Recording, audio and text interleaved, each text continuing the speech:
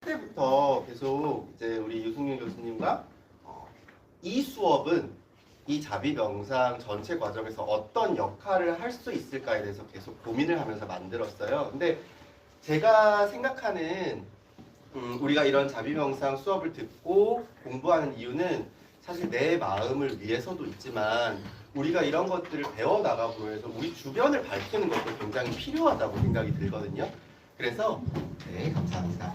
그래서 오늘 사실 제가 준비한 강의는 우리 선생님들의 나의 마음을 수행하고 다 들여다보는 데에도 도움이 물론 되시겠지만 내 주변 사람들에게 내가 자비 명상을 배우고 또 마음에 대해서 다른 사람들보다는 조금 더 들여다본 사람으로서 어떻게 이 배움을 좀 나눌 수 있을 것인가, 나눔에 좀 더 포커스를 맞춰서 즉시 지금 바로 주변에 전파하고 함께 해볼 수 있는 마음을 돌보는 여러 가지 툴들을 갖고 왔습니다.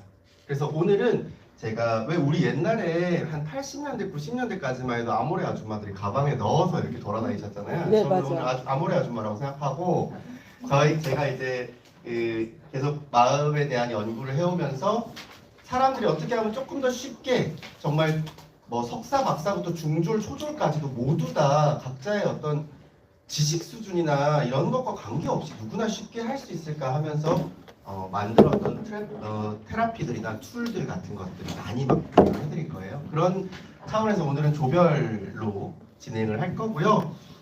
시작하면서 제 소개를 조금 할게요. 오늘 주제는 이제 소진을 넘어서 일상 회복으로 이렇게 했는데요. 저는 번아웃을 주로 연구하는 상담가 그리고 번아웃에 대해서 주로 책을 쓰는 작가인 장재열이라고 합니다. 그래서 뭐 많은 이제 이 심리 또는 상담을 연구하는 사람들이 전문 분야 또는 관심 분야가 있잖아요. 저는 소진에 관심이 많고 소진을 위주로 연구를 해온 사람이에요. 그래서 사실 저 역시도 많은 분들과 이렇게 뭐 워크숍을 하거나 프로그램을 할 때 또는 상담을 할 때 명상에 대해서 많이 얘기를 해드려요. 그러니까 사실 저는 명상을 한 길로 파는 사람이라기보다 사람들이 소진되지 않고 자기 마음을 계속 건강하게 유지하는데 무엇이 필요할까 여러 개를 찾아 헤매는데 그 중에서 가장 힘있게 사람들에게 전파되는 게 명상이더라고요. 근데 오늘은 그 명상은 우리 자비 명상 강사님 선생님들이 사실 저보다 훨씬 더 많이 아시니 명상의 여집합, 명상을 제외한 나머지 이 마음을 돌볼 수 있는 이런저런 것들에 대해서 이야기를 하고 싶고요. 그리고 그러니까 저는 어떤 것에 관심이 많냐면 뭐 조현병이나 공황장애나 우울증 같이 정신 질환 있는 분들 치료하는 거 말고 그러니까 의료진적인 관점 말고 그런 정신 질환이 없는 그냥 일상을 살아가고 있는 우리들은 어떻게 마음을 돌볼 수 있을까? 이게 왜 중요하냐면 제가 2013년부터 이 마음 건강과 관련된 일들을 해왔는데 저는 뭐 이따 뒤에 설명을 드리겠지만 이거 이제 뭐 영리 사업체로 안 하고 NGO 비영리 단체로 해서 정부나 지자체랑 협업하는 일이 되게 많았어요. 그래서 무료로 상담을 제공하고 우리 이제 스님이 저기 마가 스님이 여기 동국대역에 그 지하에 뭐 만드셨잖아요 얼마 전에. 그래 맞아요. 그런 식으로 저는 그런 활동들을 계속 해오면서 이제 마가스님과도 인연이 닿게 됐고 왜냐면 마가스님 이런 걸 항상 하고 싶어 하셨는데 먼저 하고 있는 젊은이가 있으니까 되게 항상 뭔가 같이 하고 싶어 하셨어요. 근데 그 저한테 이제 너는 뭐가 관심 있니? 너는 뭐 우울증 뭐 이런 여러 사람들의 어떤 그 정신적인 문제 중에 뭐가 관심 있니? 이랬는데 제가 스님 저는 정신질환이 없는 사람에 관심이 많아요. 라고 얘기를 많이 했어요. 왜냐면 제가 이제 NGO 단체의 대표로서 정부나 뭐 보건복지부 이런 데랑 일을 많이 했었는데 들어가면 정신 건강 또는 마음 건강에 대한 이 정부 또는 지자체의 관심은 오로지 정신질환자밖에 없어요. 그래서 보건복지부에서 사람을 딱 두 종류로밖에 안 나누는데 질환자와 비질환자로 나누거든요. 그러면 정신질환이 있는 사람, 정신과에 가야 되는 정신질환자와 나머지 사람을 어떻게 분류하냐면 마음이 아픈 사람, 안 아프고 건강한 사람. 근데 제가 항상 거기에 반문을 제기했던 거는 이제 뭐 보건복지부 사무관 이런 사람들한테 아니 정신질환이 없는 사람은 마음이 건강한 사람이에요? 저는 그렇게 생각 안 하는데요? 라고 얘기를 했거든요. 왜냐면 우리가 지금 여기 계신 선생님들 저 정신질환이 없더라도 우리 마음이 쌩쌩한가? 라고 질문했을 때 쌩쌩하세요? 라고 질문했을 때 들쌩쌩. 갸우뚱하거든요. 그렇다라고 하면 그 제가 여기를 조금 더 반대로 좀 쉽게 표현을 하자면 우리 여기 계신 선생님들 연배 되시는 아마 저한테 약간 큰 누나에서 이모 정도 연배 선생님들 많이 계시는데 보면 황금알 무엇이든 물어보세요. 뭐 황금 나치판 진짜 열심히 보시잖아요. 알토란 이런 거.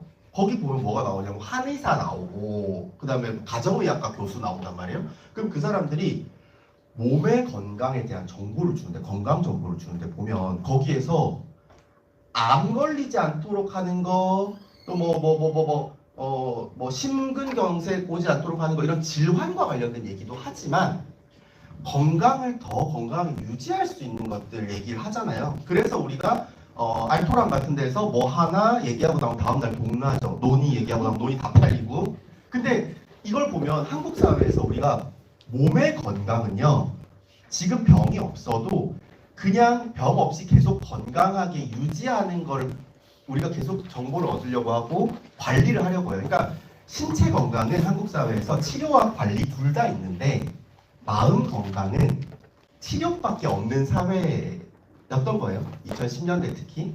그래서 이제 제가 NGO를 만들어서 왜냐면 마음이 안 아픈 사람들은 돈을 안 써요. 그러니까 우리 당사자들도 난 마음이 안 아픈데 뭐 상담 받아야 돼? 뭐 워크숍 들어야 돼? 왜?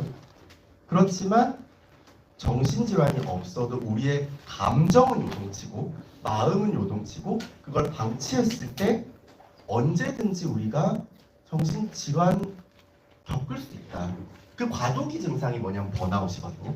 번아웃은 이따가 조금 더 자세히 설명드릴 텐데 세계보건기구 WHO에서 뭐라고 얘기했냐면 정신질환은 아닌 증상이라고 2019년에 딱 명시를 했어요. 무슨 소리냐면 약이 없는, 그러니까 병이 아닌 번아웃 증후군은 증후군이거든요. 그래서 병이 아니에요. 아닌데 정신질환과 다르게 정신질환은 한 뭐 병에 따라 다르지만 전 국민 중에 뭐 10% 이하로 겪어요. 우울증 같은 경우도 사실은 100명 중에 10명 이하로 그 확진을 받고 공황장애 같은 경우는 100명 중에 1명 언더로 확진을 받고 조현병은 1000명 중에 1명 이하로 확진을 받습니다. 그래서 여기 계신 선생님들이 돌아가시기 전까지 평생 일평생 동안 조현병 투병을 하실 확률은 거의 없어요. 왜냐면 거의 1000명 중에 1명이니까. 근데 번아웃 증후군은요. 우리가 느끼지 못해서 그렇지 일평생 한 번 이상 겪는 사람이 지금 아직 이 번아웃 증후군은 2019년부터 세계적으로 연구해서 확실한 지표라고 말할 수는 없습니다만 약 65% 정도. 그러니까 여기서도 지금 우리 한 30여 분 계시면 20여 명 정도는 번아웃 증후군을 인생에서 한 번씩은 겪는다는 거예요. 근데 얘를 우리가 왜 모르고 낯설어 하냐면 옛날에는 이 단어가 없었거든요.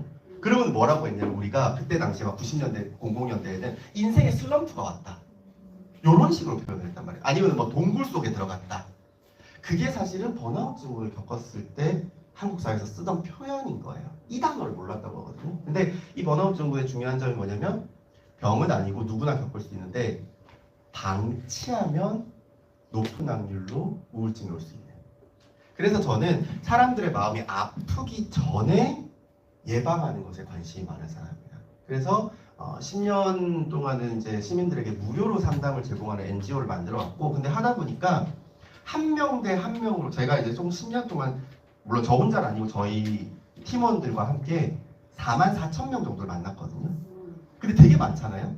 근데도 우리 사회에서 0.1%가 안 되는 거예요. 10년의 인생을 바쳤는데. 그래서 지금은 한 명 한 명이 아니라 여러 명에게 메시지를 전하는 게 중요하겠다라고 해서 마음 건강에 대한 예방과 관리에 대한 이야기들을 담은 잡지의 편집장으로 자리를 옮겨서 지금은 잡지를 만들고 있습니다. 근데 어쨌든 저의 관심은 오로지 사람들이 안 아플 때 관리할 수 있었으면 좋겠다인 거예요. 그래서 오늘은 우리가 가장 많이 일상에서 특히나 한국 사회가요. 한국과 일본 사회가 동아시아에서 가장 많이 번아웃을 겪는데 제일 번아웃에 대해서 모르는 사회예요. 그래서 번아웃에 대해서 뭔가 좀 알아보고 그리고 우리가 이런 번아웃 같은 마음의 소진이 오지 않도록 예방하는 방법들은 뭔가 요거를 좀 알아보도록 하겠습니다.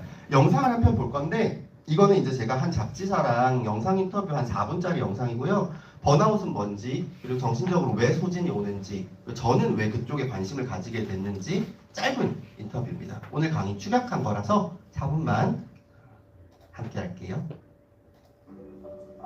저는 청춘상담소 좀 놀아보는 언니들 대표를 맡고 있는 상담가 겸 장재혁입니다. 뭔가 남들보다 좀 빨리 성취해야 된다, 남들보다 좀 더 좋은 것들을 가져야 된다라는 욕망이 컸었는데, 대학을 갈 거면 서울대, 회사를 갈 거면 삼성. 그 이유는 10대 때부터 쭉 겪어왔던 왕따나 학교폭력, 그 이유들이 집이 가난하다는 데서부터 시작이 됐었기 때문에 가해자들보다 더 잘 살고 싶다라는 그 생각에 사로잡혀 있어요. 그래서 내가 지금 고생을 그냥 미리 당겨서 하면 그 이후의 삶은 평탄해지지 않을까라는 생각으로 혹사시키는 걸 정당화했던 것 같아요. 이 고비만 넘기면 된다. 라고 자기를 계속 속이다가 더 이상 뛰어야 될 레이스가 없는 단계, 평생 직장이라고 생각하는 걸 도달했을 때 소진을 마주하게 된 거죠. 한 심리상담가 선생님이 자기 자신이 해답을 갖고 있을 수도 있다. 글쓰기 테라피를 권하시더라고요. 블로그 같은 걸 하나 만들어서 글을 쓰면 내가 틈틈이 가서 도와주겠다. 그래서 글을 쓰게 됐죠. 1년 정도 지나니까 사람들이 막 제 블로그에 들어오는 거예요. 몇몇 분들이 우리 펜팔 하면서 서로 이야기 들어주지 않을래? 라는 이야기를 하셨던 거예요. 그래서 세상에 나 같은 사람이 되게 많구나. 일상 속에서 들어주는 사람이 존재했으면 좋겠다. 그런 마음으로 팀이 만들었던 것 같아요. 10년 동안 우리 사회에 있는 대부분의 유형의 청년분들이 된 것 같다. 우리가 살고 있는 사회적인 울타리가 좁잖아요. 나만 제일 힘든 시기를 겪는 것 같고, 나만 제일 예민하고 좀 너무 불안정한 것 같은 느낌이 들어요. 저도 역시 내 회사 동기들은 아무도 이러지 않는데 그 정도 집단 안에서 나를 비교하는 거예요. 그래서 저희가 오프라인으로 가끔씩 상담을 반드시 집단 상담만 해요. 나랑 비슷한 고민을 갖고 있는 사람이 이렇게 많구나 하면 유달리 나약한 게 아니구나를 확인하는 과정 속에서 치유가 돼요. 집단 상담 프로그램을 하게 되면 내3자분들 하고 싶은 말 혹시 있으세요? 라고 꼭 물어봐요. 비슷한 고민을 갖고 있는 거잖아요. 내가 내 문제라서 허둥지둥했지만 사실은 다른 사람한테 이 정도로 의미 있는 말을 해줄 수 있는 힘이 있다라는 걸 발견하는 거죠. 그게 저는 자생력이라고 생각하고, 저희한테 의미 있는 답변을 듣는 것보다 훨씬 더 가치 있는 일이죠.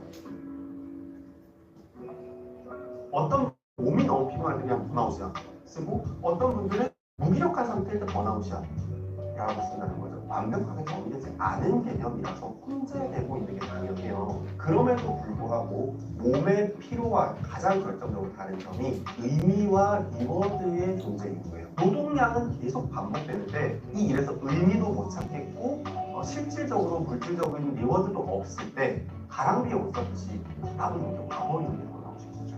번아웃이 이렇게 매일매일 쌓여온 정신적인 데미지들의 총합이라면 이걸 회복해 나가는 방법들도 일상 속에서 때를 벗기듯이 아주 큰 변화를 주는 게 아니라 짧은 시간을 내어서 무언가를 꾸준히만 하면 되는 거거든요. 번아웃이 왔는데 난 이제 어떻게 해야 될지를 생각하기에는 할 힘이 없는 거예요. 그래서 미리 조금 덜 지쳤을 때 알아가는 거거든요. 3번 정도의 번아웃이 있었어요, 삶에서. 커리어를 단절해가면서 쉬는 것도 방법이 아니고, 억지로 이하고 버티는 것도 방법이 아니다. 오늘을 살 때 그 안에서 회복이 일어나야 된다라는 걸 깨닫게 됩니다. 그러니까 두려워하지 않는 게 중요한 것 같아요. 작은 우산 하나를 끼고 걸으면 오늘 비가 오든 안 오든 큰 걱정 없잖아요. 그런 것처럼 내 마음을 지키는 무언가 하나를 옆구리에 끼고 살아간다는 마음이 드는 거예요. 네, 이렇게 얘기를 했고요. 사실 제가 중요하게 생각하는 부분이 자생력이라는 단어와 이제 옆구리의 우산이라는 단어였는데, 그러니까 제가 이 2013년도에 이제 삼성을 다니다가 이제 번아웃 증후군을 겪고, 근데 그때 당시에는 이제 아까 말씀드렸다시피 2019년부터 번아웃에 대한 세계적인 연구가 진행돼서 의사 선생님도 번아웃 증후군인 것 같다고 얘기는 하시는데, 그래서 어떻게 해야 돼요? 했을 때는 의사마다 다 의견이 다른. 약간 아직까지는 정형화된 연구보다는 의사 개개인의 판단에 맡기는 시기여서 적절한 치료 시기를 놓치고, 그래서 이제 아까 말씀드렸다시피 우울증이랑 공황장애까지 가가지고 퇴사를 하고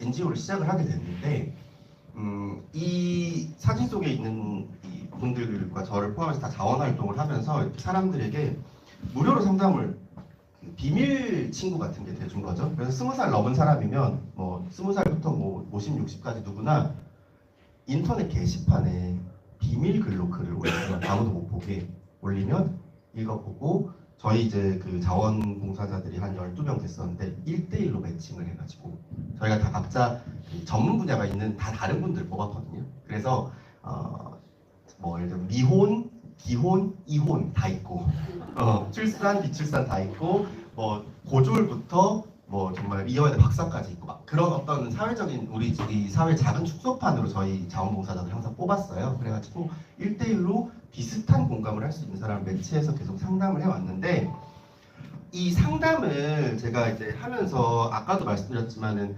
사실 저희 같은 NGO들의 역할은 뭐냐면 의사 흉내 내는 게 아니거든요.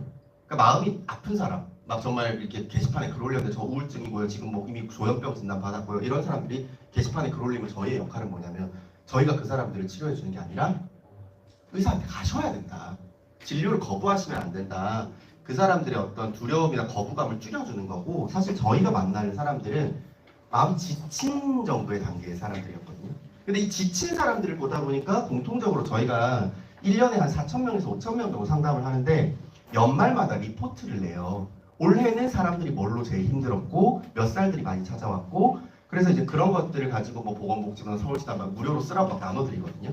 연구 자료를 쓰시라고. 근데 매년 제가 그래서 12월 달에 이제 엑셀 시트를 보면서 연구 보고서를 쓰다 보니 사람들이 굉장히 시간이 지날수록 고민이 비슷해지는 게 느껴지는 거예요. 그러니까 사회가 점점 변화하는데 사람들은 다 비슷해져요.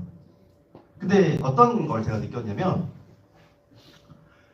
딱 20대 중반 취업 준비생 시기부터 한 5, 6세까지 한 40여 년의 인생에 사람들이 가지고 있는 근본적인 소위 현타, 요즘 말로 현타라고 하죠. 현타는 뭐냐면 나를 잃어버린 것 같은 느낌. 근데 그 이유는 조금씩 달라요. 20대 이제 중반 취준생 친구들은 뭐 하죠? 취준생 하면 자소서 쓰죠. 면접 보죠. 그러면 너 어떤 사람인지 설명해봐. 자소서 1번 문항이 자유롭게 자기에 대해 소개하세요잖아요. 애들이 거기서 막혀요. 난 누구지? 그러면서 이제 얘기하거든요. 제가 어떤 사람인지 모르겠다. 그럼 제가 얘기하죠. 낸들 어떻게 아냐? 난 오늘 널 처음 보는데. 그러면서 이제 자기를 찾아 나가는데 그 과정에서 이 친구들이 현타를 느끼는 건 나는 23년, 24년, 25년 살았는데 나에 대해서 내가 뭘 잘하고 뭘 좋아하고 전혀 모르겠다는 거죠. 회사에 그럼 이 회사 원서 했어요? 여기가 제일 좋은 데니까 급여 많이 주니까 하이닉스니까 이렇단 말이에요. 그러면서 잃어버리는데 그런 과정을 거쳐서 어찌저찌 취업을 하게 되면 31살, 2살 때쯤 되면 또 상담은 우르르 오거든요. 청년들이. 그 사이에 좀 안 와요. 우르르 오는데 딱 다 이 얘기를 해요. 일태기가 뭐냐면 일 플러스 권태기를 합친 말이거든요. 일의 권태가 오는 시기인데요. 이 친구들이 얘기하는 게 이제 제가 상담을 10년, 정확히는 11년 했는데 그러다 보면 한 3, 4년 전에 왔던 친구가 또 와서 이렇게 될 때가 있어요. 근데 제가 아직도 기억나는 게 저희가 한옥에서 한번 집단 상담을 만해 한용운 선사 거기를 성북에서 저희한테 지원해줘가지고 거기서 노을 보면서 상담을 했던 적이 있었는데 너무 좋았거든요. 근데 그때 어떤 엄청 웃긴 여자 취준생이 와가지고 말을 그렇게 웃기게 하는 거예요. 약간 지금 개그우먼처럼. 근데 그 사람 취업 뭐라고 했냐면 나는 여기 스님 있는 데 보니까 생각나는데 그 사람 불자도 아니었어. 생각나는데 나는 그 삼보일배를 할 수 있을 것 같다고 취업만 시켜주면. 우리 집이 노원구인데 그 친구가 가고 싶은 회사가 강남에 있는 회사였어요. 근데 나는 노원에서부터 그냥 새벽 2시에 일어나가지고 삼보일배로 출근할 수 있을 것 같아요. 뭐 이런 식으로 얘기하는. 그러니까 기억이 안 날 수가 없겠죠. 근데 그녀가 4년 뒤에 또 상담을 온 거예요. 근데 제가 진짜 몇만 명을 만나도 그런 캐릭터는 없단 말이에요. 그러니까 삼보일배 제가 했거든요. 그랬더니 맞아요 그러는 거예요. 그래서 제가 왜 왔어요? 취업 안 됐어요 아직도? 그랬더니 아니요 저 거기 다녀요. 그래서 그럼 왜 왔어요? 그랬더니 졸라 그만두고 싶어서요. 이러는 거예요.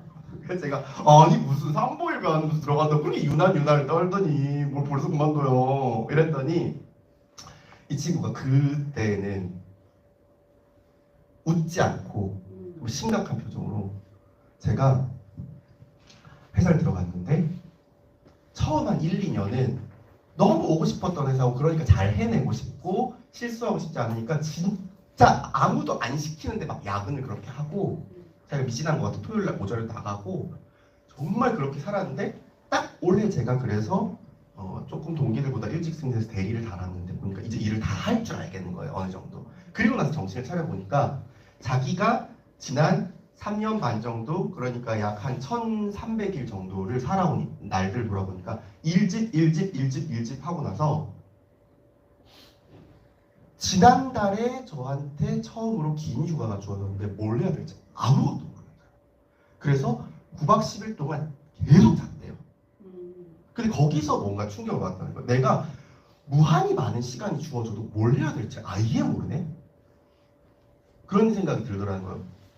내가 뭘 하고 놀아야 즐거운지, 뭘 먹고 싶은지, 또는 어디에 가고 싶은지 아무것도 모르겠더라고요. 그래서 회사에 그냥 가는 게 낫겠다라는 생각이 들더라는 거죠. 근데 이 친구가 뭐라고 말했냐면 이제 30대 초반이란 나이는 제가 시집가지 않는 이상 삶에서 변화 없이 계속 이렇게 일터에서 살아가는 삶이 이어질 텐데 이렇게 제가 60까지 갈 수 있을까요?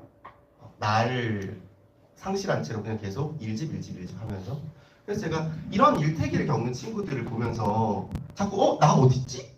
라고 생각하는 친구들에게 이런 얘기를 해줘요. 근데 너가 더 나이가 조금 더 들어가지고 부장이 되면 40대 이제 한 초중반 내 또래 팀장 되면 또 내가 없어진다. 나이가 점점 들면 자연히 나를 알게 되지 않는다. 왜냐면 이제 그 38부터 한 45 사이의 분들이 또 우르르 찾아오시거든요. 차장 달고 나면 우르르 와요.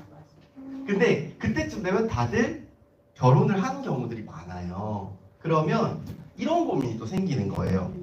내가 없다. 근데 이제 그때 나는 이 젊은 아까 그 친구 같은 경우는 일집밖에 없어서 내가 없는 건데 이 친구가 이 시기쯤 되면 내가 너무 많아서 내가 없어지는 거죠. 내 역할이 너무 많아져서 사람 나를 까먹어버리는 거예요. 이 상태로 40대, 50대가 가는 겁니다. 그래서 이제 한 분 기억이 나는데 아모레퍼시픽도 아닌 아주 딱 봐도 능력 있어 보이는 여성분이셨어요. 근데 나이가 39 이랬는데 부장이더라고요. 그래서 어떻게 그게 가능해요? 근데 특진을 3번 했대요. 완전히 커리어우먼인 거예요. 근데 나를 위해서 쓰는 시간이 한 시간도 없다. 한 시간이 뭐야? 1분도 없다. 이렇게 얘기를 하는 거예요. 그러면서 자기가 엄마로서도 아내로서도 그리고 회사의 어떤 팀장으로서도 정말 잘하고 싶으니까 최선을 다하는데 그러고 나서 보니까 나를 위해서 내가 쓰는 시간이 하나도 없고 얼마 전에 이제 아모레퍼시픽 여성 친화 기업이다 보니까 그런 뭐 이렇게 심리 워크숍 이런 게 인기가 되게 많대요. 그래서 워크숍을 했는데 내 삶의 우선순위 쓰는 거를 한번 심리 상담사가 시켰는데 내가 17위에 있더라는 거예요. 17위에. 그래서 시어머니 시아버지보다 낮았고 친정 엄마 아빠보다 당연히 낮았고 아이보다 남편보다 일보다 그리고 우리 상무님보다 낮더라는 거예요. 자기 자신이. 그러면서 이렇게 이 중장년기가 되면 역할이 너무 많아서 또 나를 잃어버립니다. 그러다가 제가 이제 신중년 시니어 분들도 상담을 종종 하는데 대부분 이제 제가 아까 우리 선생님들 중에도 한두 분 그러셨지만 아들뻘 비스무리하게 생겼다 보니까 사실 우리 아들이 속 썩이는데 얘랑 어떻게 소통해야 돼? 그러니까 본인 고민이 아니라 자식 고민 때문에 오시거든요. 우리 아들 비슷한 또래인 것 같으니까 좀 우리 아들 마음을 대변해줘봐 이렇게 오시다가 얘기 시작하면 갑자기 울기 시작하면서 자기 얘기하세요. 시집 와서 시집살 연거부터 막 나온단 말이에요. 근데 60대가 되고 나서의 또 다른 고민은 뭐냐면 이제 너무 많은 역할들에서 다 졸업해요. 그러면 알맹이 누드 나체의 나가 남겨지는 거예요. 사람 나. 근데 이제 와서 아무 역할도 없는 그러니까 엄마로서도 어느 정도 졸업하고 회사에서도 이제 퇴직하시고 정말 여백의 인생이 남겨졌다고 생각했을 때 그걸 뭘로 채워야 될지 모르겠다. 그러니까 결국은 계속 나는 어떤 사람이에요? 나는 뭘까요? 이거에 대해서 찾게 되는데 그 이유 중에 하나가 뭔가 연구를 해봤더니 일하는 나, 또 여기서 일은 뭐 주부로서 엄마로서 이런 모든 가정일까지 포함입니다. 그러니까 역할을 수행하는 나와 진짜 그 알맹이 속에 있는 본질적으로 우리가 명상에 계속 찾아 들어가는 사람 나 있죠. 그 두 개의 밸런스가 한국 사회에서는 대부분 무너져 있다는 거죠. 대부분 전자를 우선하게 되니까 그게 오랫동안 무너지면 오는 게 번아웃이더라는 거예요. 그러니까 결국은 번아웃 증후군은 뭐냐면요. 나를 계속 혹사시키거나 외면했을 때 오는 증상이에요.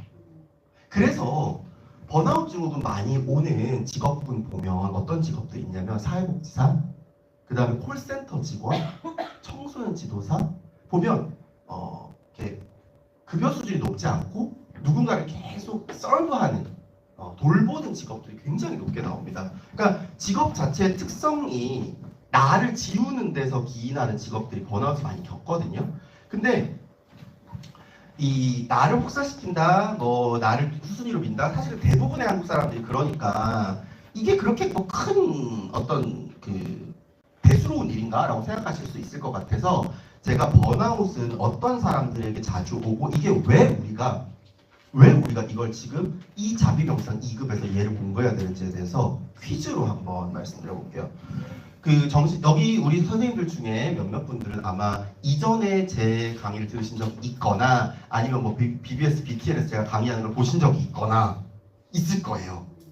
그래서 그런 분들은 양심껏 손을 들지 말아주시고 제가 완전 생초면이신 선생님들께만 퀴즈를 드릴게요. 그리고 제가 선물로 저희 잡지 그 온라인 구독권을 드리도록 할게요. 그래서 정신의학과 전문의들이 가장 많이 꼽는 진료실에서 만나는 번아웃 집단 1위 집단이 있어요. 이 집단은 누구일까요? 손 안 드셔도 되고 그냥 툭툭 던져보세요. 인원이 얼마 많지 않으니까. 엄마 거의 근접했는데. 네. 잠깐만요. 선생님 손 들어주십시오. 자, 크게 한번. 자, 박수 한번 주세요. 아니, 어떻게 한 번에 나와요? 선생님, 어떻게 아셨어요? 내 얘기인 것 같아서. 눈물 나버려요, 진짜로. 그죠? 전업주부가 1위고요. 2위가 공시생을 많이 뽑으세요. 자, 그러면 이거 설명을 드리기 전에 오늘 번아웃을 어떻게 확실하게 이해할 거냐면 신체적 과로와 정신적 과로의 소진, 신체적 소진과 정신적 소진이 어떻게 다른지 딱 구분해서 딱 한 번에 알아볼 거거든요. 그러면 과로 있죠, 과로. 몸의 신체적 과로. 과로 제일 많이 겪는 집단들이 있거든요. 요건 1, 2, 3위를 다 맞출 필요가 없고 이 안에 들어가 있는 집단 하나라도 맞추신 분들도 선물 드릴게요. 과로하는 사람들. 우리나라에서 제일 많이 과로하는 사람들. 건설 노동자 그럴 수 있겠네요. 근데 1, 2, 3위는 아닙니다. 네? 네? 의사 중에서 어떤 기관이에요? 응급실. 네. 응급실 의사. 레지던트 쪽. 자, 조용히 제가 레지던트 말고 또 하나의 단어가 들렸거든요. 자, 인턴 제일 먼저 말씀하신 분. 자, 박수 한번 주세요. 인턴이 2위예요. 2위고 그 다음에 1위가 김앤장 같은 대형 로펌 변호사들이 사건 들어갔을 때. 그러니까 항상은 아니고 사건 들어갔을 때. 왜냐면은 이제 제 친구도 이제 그 김앤장 그 로펌 변호사인데 제가 그 이제 수원 살거든요. 그래서 서울은 일 있을 때만 와요. 그러면 이제 서울 왔을 때 그 동네 근처 사는 친구가 전화해서 그냥 온 김에 보거든요. 그냥 친구 보러 오기 귀찮으니까. 근데 이제 그 친구 변호사 사무실 근처에 와가지고 전화를 했어요. 작년에. 그래가지고 야, 밥 먹을래? 안 돼. 그래서 알겠어. 이러고 한 넉 달 뒤에 또 그 동네 지나가다가 그 변호사 친구가 전화해서 야, 밥 먹을래? 그랬더니 안 돼. 맨날 안 돼? 언제 돼? 그랬더니 한 4개월 뒤에? 그래서 제가 연예인이신가? 내가 그랬거든요. 근데 야, 내가 나중에 만나서 얘기해줄게. 이러고 그 친구를 거의 6개월 뒤에 만났어요. 근데 내가 조금 화가 났잖아요. 야, 난 테레비 나오는 사람이야. 너 나보다 바빠? 제가 약간 그랬거든요. 근데 이 친구가 나 너보다 바빠 이러는 거예요. 그래서 제가 왜? 이랬더니 이제 우리 선생님들 중에 조금 젊은 분들이나 연예계에 관심 있는 분들은 아실 수도 있는데 그 작년에 피프티라는 여성 걸그룹이 그 미국 진출해가지고 막 거의 제2의 방탄 될 뻔하다가 무단으로 이탈해가지고 소송전이 엄청 크게 몇백억대 소송전이 있었고 그걸 맡았던 거예요. 근데 이제 얘기를 들어보니까 막 그렇게 지금 뭐에 또 지금도 텔레비에 계속 뭐 민희진, 하이브, 망시혁 등등 그런 사이즈의 소송을 만든 거예요. 근데 그런 소송은 한 명이 들어가는 게 아니라고 그러더라고요. 팀 단위로 들어가니까 생활 자체가 사건 맡은 내내 팀 단위로 움직이는데 아침 6시에 아침을 먹으면서 회의를 시작한다는 거예요. 그럼 니 몇 시에 끝나는데? 이랬더니 3시쯤 끝난대요, 평균. 새벽 3시? 네! 새벽 3시? 3시간 잔다는 거예요. 그래서 제가 니 어떻게 어디서 그럼 집에 언제 가? 그랬더니 집에 안 간대요. 그래서 사무실 근처 모텔을 아예 그냥 달권 끊어놓고 지낸다는 거예요. 근데 그 친구가 집이 서울이거든, 노원이거든요. 니 집에 왜 못 가? 그랬더니 운전하면 30분, 가는데 30분, 오는데 30분, 샤워하고 씻고 30분. 그럼 나 3시간 잘 수 있는데 1시간 반으로 줄어드는데 어떻게 하냐.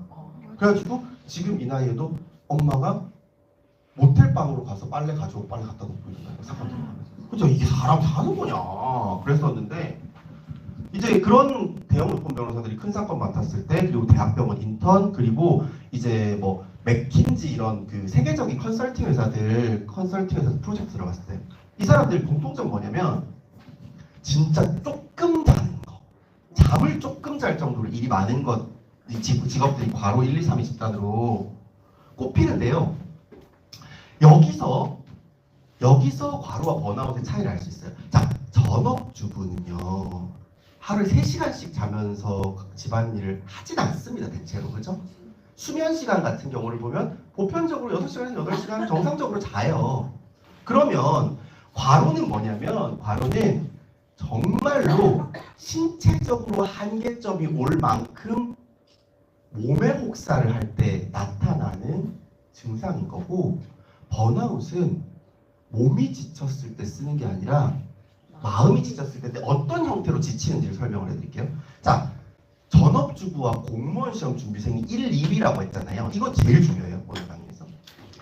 이 집단에 공통점이 있는데 이 공통점이 한 3가지 있거든요. 이 중에서 또 한 가지 어떤 거든 맞추시는 선생님께도 선물을 드리도록 하겠습니다. 끝이 보이지 않아요. 끝이 보이지 않아요. 선생님 막 많이 가져가시는데. 네, 끝이 보이지 않아요. 반복되고 끝이 보이지 않아요. 반복되고 끝이 보이지 않고 또 있어요. 네. 감정적 소모? 감정적 소모 그럴 수 있겠네요. 그것도 있겠네요. 근데 일단 요 3가지 중에 들어가잖아요. 요 나머지 2개는 뭐냐면 이 사람들이 뭘 못 받아요. 자, 급여 말씀하시는 분 어디세요? 근데 선생님들은 제 강의 듣지 않나요? 네. 그쵸? 이 물질적 보상이 없는 집단이에요.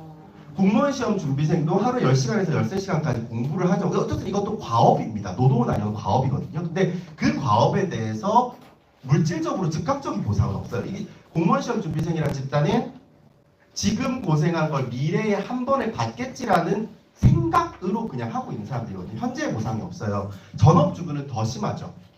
미래의 기대도 없이 하고 있거든요. 일본에서는요 2000년대 이후로 가사 분담비라는 개념이 생겨났어요. 젊은 부부들을 중심으로. 그게 뭐냐면요 아내랑 남편이 각각 뭐 한 3만엔 이렇게 걷어가지고요 매달 말일에 그 달에 가사 노동을 더 많이 한 사람 그 비중을 쫙 적어봐요. 더 많이 한 사람에게 반대쪽 사람이 봉투로 수고하셨습니다라고 돈을 주는 거예요. 이게 가사 분담비의 개념이거든요. 일본 문화에. 근데 이게 왜 생겼냐라고 하면 뭐 물론 이제 우리나라가 일본보다 뭐 이렇게 20년 늦다라는 게 다 사라지고 우리나라가 뭐 일본보다 이제 GDP가 더 높아지고 했지만 여전히 이 심리 정서에 기반한 사회 현상들은 한 1, 20년 아직은 차이가 나요.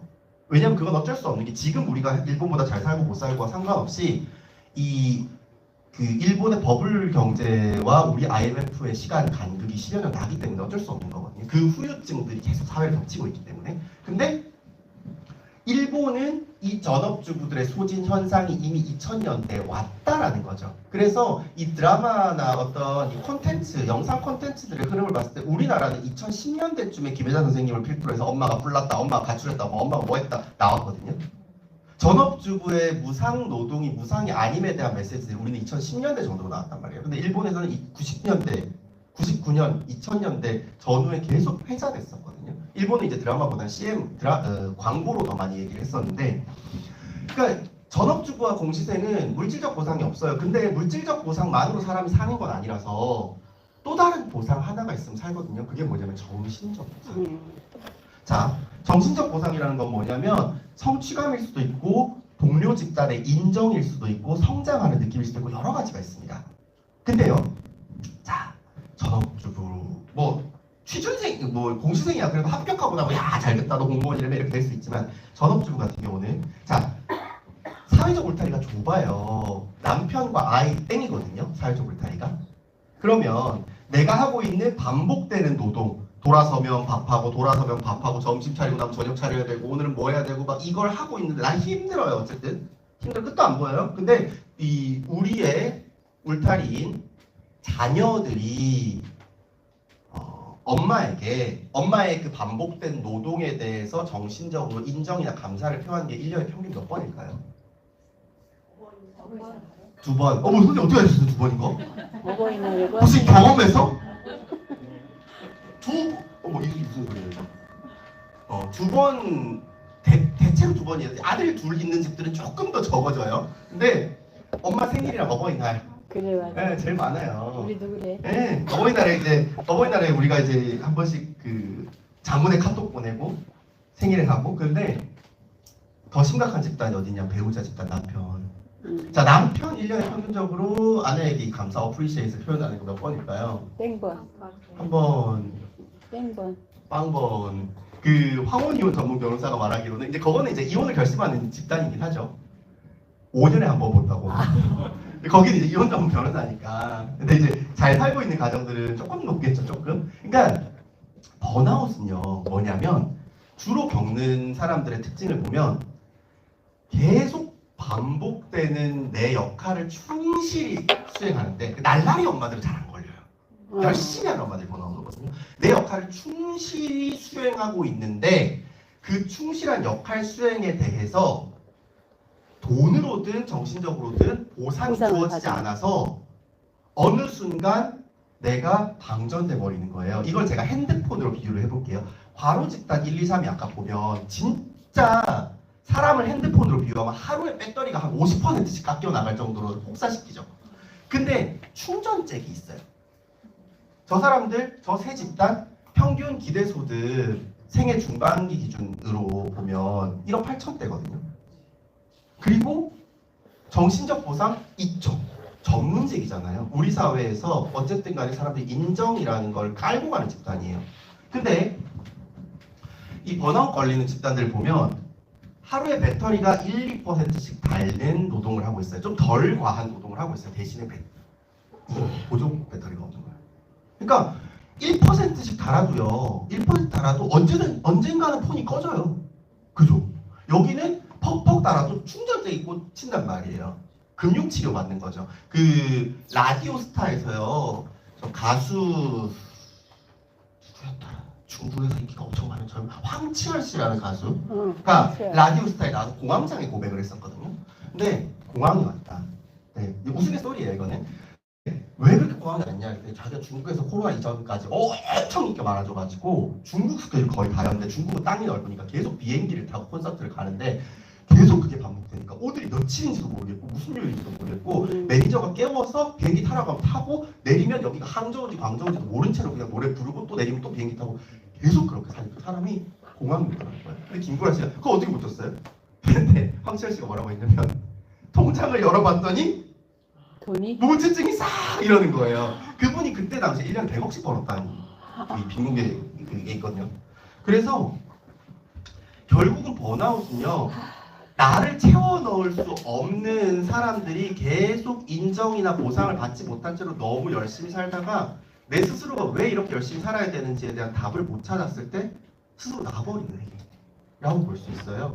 그러니까 이 보상 체계가 무너진 상태라고 저희는 연구 보고서에서 쓰는데 보상은 뭐여야 할까 생각을 해보자는 거죠. 자, 우리가 누구라도 번아웃을 올 수 있는 이유는 열심히 사는 사람들이 오거든요. 애착 있는 사람들이 와요. 맞아.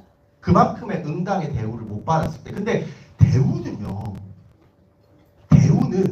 내가 못 바꿔요. 무슨 소리냐면 물질적 보상. 저 자주 찾아오는 사람들이 사회복지사들이 저 자주 찾아오거든요. 그러면 이 사람들 얘기한단 말이에요. 맨날 남의 똥오줌 다 받아내고 뭐 하고 해도 조금만 뭐 어르신이 자기가 잘못해가지고 자기 휠체어에 스크래치 남는 막 자식들이 찾아와가지고 학대하니까 당신 막 멱살 잡히고 갑자기. 그러니까 이 사람들이 근데 세후 막 41살짜리 사회복지사도 민간 요양보호업체 가면은 세후 막 210만 원 받고 이래요. 그러면은 이 사람한테 급여를 어느 날 세후 500을 받게 제가 해줄 수 있나요? 자기도 못하고 아무도 못해요. 물질적 보상은 하루아침에 못 바꾼단 말이에요. 그러면 정신적 보상도요. 아까 말했듯이 외부 사람들의 인정으로 정신적 보상을 메꾸려고 하면 이 사람, 이 요양복지사는 계속 센터장님한테 칭찬받아야 되거든요. 근데 타인이 내 마음대로 되나요? 안 돼요. 그러면 결국 우리가 소진을 겪지 않기 위해서 할 수 있는 건 정신적 보상을 나에게 더 많이 주는 건데 그게 남에게 인정받는 게 아니라 내가 나를 인정하는 방식으로 가야 되거든요. 맞아. 내가 나를 쉬게 해주고 쉽게 말하면 번아웃은 남들이 아무도 안 알아주고 인정도 안 해주는데 자기 자신도 자기를 인정을 안 해줄 때 오는 거란 말이에요. 그러면은 바꿀 수 있는 건 딱 한 개 나뿐이거든요. 내가 나에게 친절해지는 연습을 하지 않으면 번아웃은 사라지지 않아요. 내가 나에게 친절해지려면 나를 북돋는 법도 알아야 되고 나를 쉬고 싶을 때 쉬게 하는 방법도 알아야 되는데 이 회복, 그러니까 내가 나를 회복시키고 인정해줄 줄 알아야 되는데 한국 사람들이 그걸 왜 잘 못하냐면 제가 2019년에 서울특별시랑 함께 성인 남녀 1000명의 이 소진에 대한 연구 논문을 썼었는데 회복이라는 단어를 주고 20살부터 65세까지 그냥 아무나 랜덤하게 회복만 PPT에 딱 띄우고 이거 보고 무슨 단어 떠오르세요? 연관된 단어 떠올려보세요. 마인드맵을 막 했단 말이에요. 근데 대체로 2010년 되니까 그때는 아직까지도 힐링 서적이 대박 칠 때였으니까 힐링이 제일 많이 나왔어요. 회복 보자마자 힐링. 그 다음에 휴식. 그러면 제가 뭐라고 또 질문하냐면 힐링이랑 휴식 보면 또 무슨 단어가 생각나세요? 이렇게 또 연쇄적으로 질문을 하는 거예요.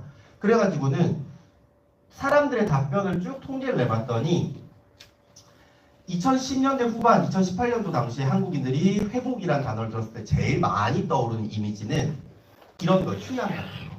바닷가, 제주도 한 달 살이, 그때는 뭐 베트남 다낭, 야자수 있고 막 파도 철썩철썩, 썬베드, 사이판. 네, 사이판, 옆에는 뭐 주스 하나 코코넛 있고 이런 것들 떠올린다라는 거죠.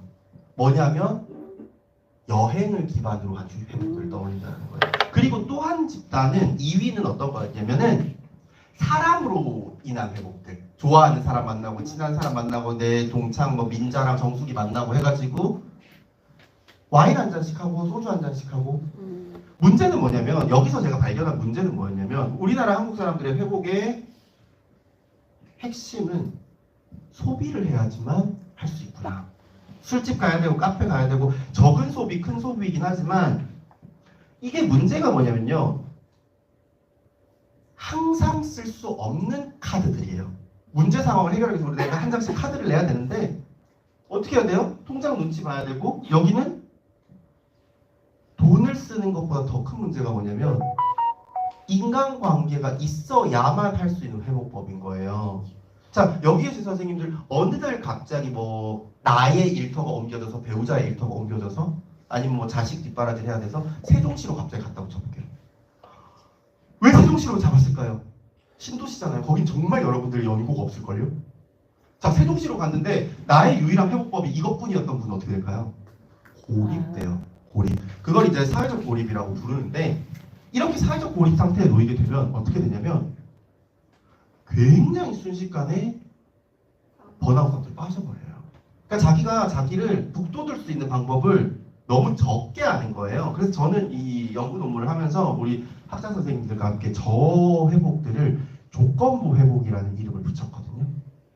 돈이나 시간, 타인이라는 조건이 맞아야만 쓸 수 있는 회복 방법인 거예요. 한국인들은 대체로 조건부 회복을 통해서 회복을 하려는 경향을 보였다라고 논문을 썼는데 그러면 결국은 이게 회복이 안 된다는 뜻이 아니라 되는데 주도권이 누구한테 있어요? 나한테 있지 않단 말이에요. 통장 잔액에 있고 친구들 시간이 돼야만 되고 내 주도권이 아니에요. 그럼 내가 정말 회복이 간절할 때 그 조건이 안 맞으면 못해요. 그렇기 때문에 우리는 상시적인 회복을 지향해야 된다. 상시적인 회복의 대표적인 사실 명상이죠. 돈이 없어도 되고 시간이 뭐 많든 길든 상관없고 시간 별로 없으면 짧게 호흡 명상만 해도 되고 그죠? 이렇게 조건부가 아닌 상시적으로 가야 되는데 이 상시적인 회복을 해야 되는 이유 중에 하나가 번아웃 증후군 아까 말씀드렸다시피 질병이 아닙니다. 정신질환이 아니에요. 그래서 지금도 번아웃인 것 같은데 라고 생각하시고 정신과를 가면 약이 없어요. 약이 있으려면 세계보건기구에서 질환으로 분류를 해야 되고 질병 코드가 나와야 되거든요. 근데 이거 병이 아니니까 약이 없어요. 근데 어떤 사람 저한테 그러거든요. 선생님 거짓말하지 마라. 나 번아웃으로 정신과 갔는데 약 받았다. 뭐냐면 번아웃이고 얘기를 들어보니까 플러스 불면 증상 있어? 그럼 수면제 주고 이런 식인 거예요. 번아웃은 약이 없어요. 즉 무슨 소리냐면 비염처럼 얼마든지 다시 올 수 있고 자주 올 수 있는 증상인 거예요. 그러면 그때마다 이걸 엄청 호들갑스럽게 생각해서 하던 일 다 그만두고 들어 누워버리는 것도 답이 아니고 그때마다 인도로 떠나버리는 것도 절대 아니라는 겁니다.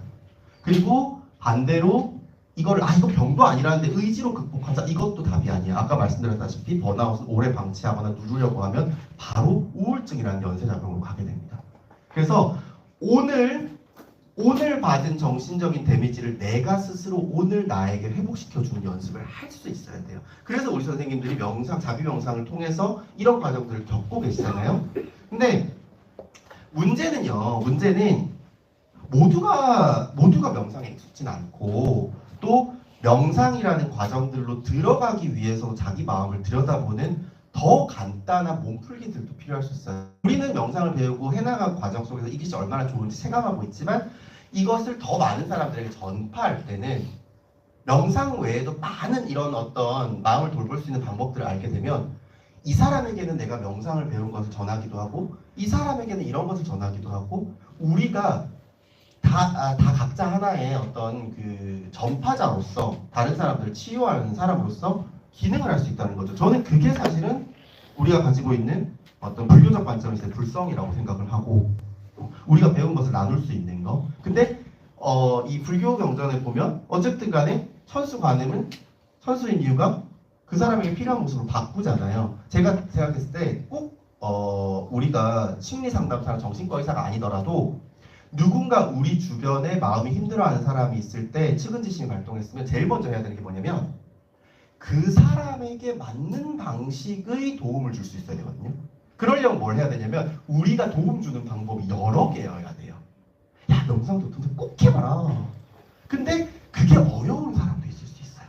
더 쉬운 거 알려주고 명상이 너무 좋아서 해봤다 잘 됐다 더 그 이상의 어떤 깊이감 있는 얘기를 해줄 수 있고 그러니까 우리의 범위가 넓어져야 누군가를 도울 수 있는 범위가 넓어집니다. 그래서 이분은 서울대 정신의학과의 윤대현 교수님이라는 정신과 의사 교수님이신데요. 저는 이제 상담하는 사람 중에 번아웃을 제일 좀 오래 연구한 편이고 이 윤대현 교수님은 정신과 의사 영역에서 번아웃을 제일 오래 연구하신 쌤이세요. 그래서 협업을 할 때가 되게 많은데 제가 이제 선생님한테 제가 조카뻘이니까 맨날 만날 때마다 맨날 물어보거든요. 고민 상담을 해요. 근데 최근에는 어떤 고민 상담을 했었냐면 선생님 사람들한테 이렇게 일상 속에서 매일매일 자기를 돌봐줘야 되고 그게 되게 중요하다고 말해도 사람들이 끄덕끄덕은 하는데 약간 눈이 한 50%만 받아들인 눈빛인 걸 내가 느낀다. 맞지, 좋은 말이지. 그리고 집에 가서 안 하는 것 같다. 어떻게 이걸 설명해야 될까요? 어떻게 사람들에게 왜 일시적으로, 상시적으로 매일매일 자기를 돌봐야 된다고 생각해야 될까요? 라고 얘기를 했을 때 이제 교수님이 이 얘기를 하셨어요. 한국 사람들의 특징 중에 하나가 자기가 정신적으로 지치거나 소위 무기력감이 올 때 이제 번아웃의 대표 증상 중에 첫 번째가 무기력이거든요. 무기력이고 말 나온 김에 좀 얘기를 드릴게요. 무기력이고 두 번째는 그 무기력감을 억지로 이겨내면서 내 할 일을 다 했을 때 옛날만큼 뿌듯하지 않아요. 감정도 무기력해진 거예요. 그래서 내가 진짜 무기력해 죽겠는데 억지로 일을 했어요. 그럼 그 일이 잘 됐어. 그래서 주변에서 너무 수고하셨다라고 얘기해도 예전 같은 뿌듯할 게 안 뿌듯해요. 감정도 절정 모드가 돼버린 거예요. 너무 마음이 지쳤으니까. 그리고 세 번째가 뭐냐면 그렇게 마음이 너무 절정 모드가 되면 뭐가 되냐면 사람 만나기가 싫어져요. 사람을 안 보고 안 만나려고 하거든요. 근데 억지로 만나서 내 친구가 명숙이가 내가 만나기 싫어 죽겠다 하는데 우리 동네 앞에까지 왔대. 그럼 만나러 가죠. 근데 네 번째 결정적인 증상이 뭐냐면 사람을 만나고 눈을 안 마주치게 돼요. 나도 모르게 내가 일부러 아우 저 꼴보기 싫어 이게 아니고 나는 저 사람과 대화하는 것 같은데 상대방 야 너 뭐 있어? 왜 이렇게 땅만 봐? 이렇게 되는 거죠. 왜 그러냐면 정신적으로 소진 상태가 와서 내 몸에서 어떻게 되냐면 방어 기제가 생기는 거죠. 날 보호해야 돼요. 근데 커뮤니케이션 학에서는 뭐라고 얘기를 하냐면 사람이 소통을 할 때 비언어가 70%, 언어가 30%라고 그러거든요. 그러니까 비언어라는 어떤 걸 말하냐면 이런 손짓, 발짓, 표정, 그리고 목소리, 음성, 톤. 그래서 카톡이나 문자로 대화할 때 오해가 많이 쌓이는 거예요.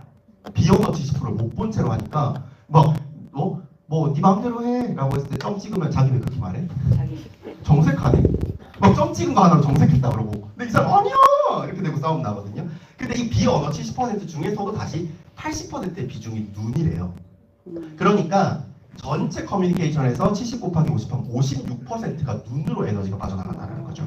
그러니까 내가 없는 에너지 더 빠져나갈까 봐 무의식적으로 사람을 안 보게 되는 거예요. 폰 보거나 땅 보게 되는 거예요. 그러니까 이런 증상들이 왔을 때 윤대현 교수님이 표현대로 하면 제일 먼저 하는 게 나 번아웃인가 봐라고 생각하냐? 안 한다는 거죠. 일단 이게 번아웃인지 모르니까. 근데 번아웃인지 알아도 문제가 뭐냐면 자책을 되게 많이 한다는 거예요.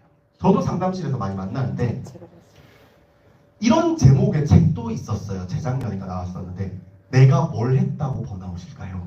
라는 베스트가 있었거든요. 사람들이 나 그렇게 열심히 살지 않았는데 나 뭐 했다고 그렇게 내가 너무 예민한가? 생각한다는 거죠. 그 이유가 뭐냐면 우리 선생님들은 이제 알겠죠. 번아웃을 과로랑 착각해서 그래요. 번아웃은 뭐 엄청 열심히 살고 밤잠 안 자고 일하는 사람 보는 거 아닌가?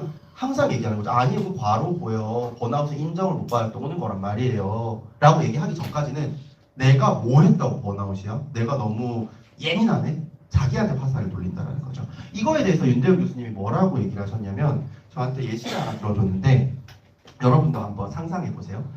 우리 집 주변에 산을 내가 등산을 가요.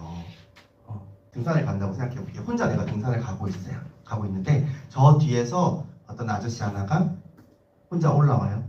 근데 중얼중얼 혼자서 뭐라고 하면서 막 올라와요. 근데 이 아저씨가 나보다 빠른 거예요, 걸음이. 그래가지고 내가 이렇게 올라가는데 아저씨가 어느새 내 옆에 왔어요. 그래서 아저씨가 중얼거리는 소리가 들려요, 뭐라고 하는지. 근데 알고 봤더니 이 아저씨가 이렇게 말하고 있었다는 거예요. 자기 허벅지를 막 때리면서 이 등신 같은 허벅지는 오늘 한 번에 안 쉬고 바로 정상까지 가려는데 꼭 여기쯤 와오면 지쳐가지고 이 등신 같은 허벅지는 이라고 하고 자기 허벅지를 때리고 있다. 교수님이 이렇게 웃으시면서 제 얼굴은 어떤 기분이 들어요? 그래서 미친 사람 같아요 라고 얘기해도 너무 무서워요. 피할 것 같아요. 근데 한국인들이 자기 몸이 지쳤을 때 자기를 때리는 건 이상한 사람이라고 생각하면서 마음이 지쳤을 때 마음을 계속 때린다는 거예요. 왜 이렇게 약해 빠졌지? 왜 이게 의지로 안 되지? 네이버 뉴스 댓글창을 보면요. 번아웃이나 무기력에 관련된 기사가 올라오면 항상 베스트 댓글은 뭐냐면 배부른 새끼들. 또 예를 들면 뭐 청년 번아웃 이렇게 올라오면 부모 등골 빼먹으니까 그냥 저렇지. 부모가 돈 다 뺏어버리고 길에 내쫓으면 노가다가 갈 텐데 라고 얘기를 한다는 거죠. 이렇게 마음의 소지는 때리는 게 너무 익숙한 거예요. 남도 때리고 나도 때려요. 아빠들이 숟가락 탁 놓으면서 의지가 약해 빠진 새끼가 말이야 이렇게 얘기를 하고 자녀가 번아웃이 왔을 때 자기 자신한테 그렇게 화살을 돌린다는 거죠. 그게 사실은 자기 허벅지를 때리면서 이 정상까지 못 올라가는 등신 같은 허벅지라고 100번을 때려도 허벅지에 힘이 안 나죠. 그 짓이라는 거예요.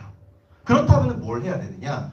이 마음의 소진이 오지 않도록 하는 방법도 등산했을 때 허벅지 지쳤을 때의 대처법과 똑같은데요. 3단계예요. 3단계.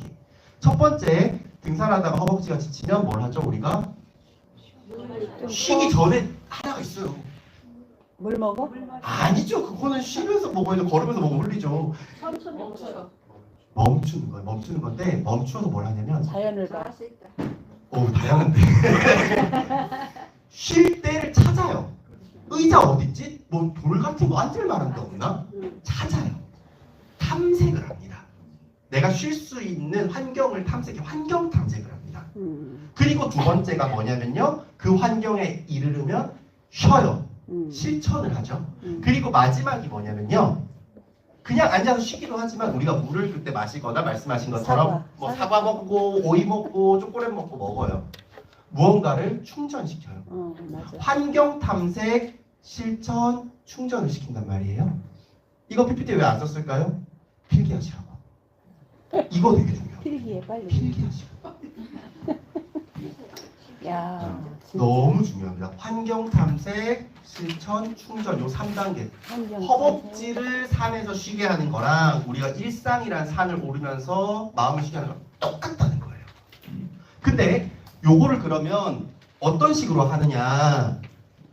산은 공간이고 하루는 시간이죠. 그래서 조금만 바꿔서 하루 중에 내가 쉴 수 있는 시간을 탐색하는 거예요. 1단계 환경 탐색이 이제 쉴 공간을 찾는 게 아니고 쉴 시간을 찾는 겁니다. 내가 하루 중에 온전히 나를 위해서 쓸 수 있는 시간이 뭐 5분, 10분이라도 언제일까? 아침에 좀 일찍 일어나는 게 쉬운 분들은 가족들보다 한 10분 일찍 일어나야겠다. 또 어떤 분들은 밤이 편한 분들 다 재우고 나를 해야겠다. 어떤 분들은 점심 먹고 나서 해야겠다. 내가 매일 꾸준히 낼 수 있는 10분, 5분이 어딘지를 찾는 것. 환경 탐색이 1번이고요. 자, 그리고 그 시간이 되면 우리 어떻게 해야 돼요? 칼같이 쉬어야 됩니다. 근데 그것만으로도 충분하지만 세 번째, 초콜릿에 해당하는 걸 넣어줘야 돼요. 마음의 회복을 위한 충전 도구들을 넣어줘야 되는데 그게 일단 여러분들 제일 큰 거 하나를 갖고 계시죠. 제일 좋은 초콜릿 갖고 계시죠. 명상. 그렇죠? 이 명상을 포함해서 이렇게 충전 시간에 나를 위해서 채워주는 것들을 우리가 큰 틀에서는 리추얼이라고 불러요. 명상도 리추얼에 하나에 포함되거든요. 리추얼이라는 단어의 원래 뜻은 뭐냐면 이게 서양의 기독교, 중세 기독교에서 예배나 미사 드리는 걸 말하거든요. 그러니까 신을 위해서 하는 어떤 의식을 말해요. 의식. 리추얼의 뜻을 사전에 쳐보면 의식 이렇게 나오거든요. 근데 우리 예불도 마찬가지고 뭐 교회 예배도 마찬가지겠지만 의식은 어때요? 순서대로 하죠. 순서대로.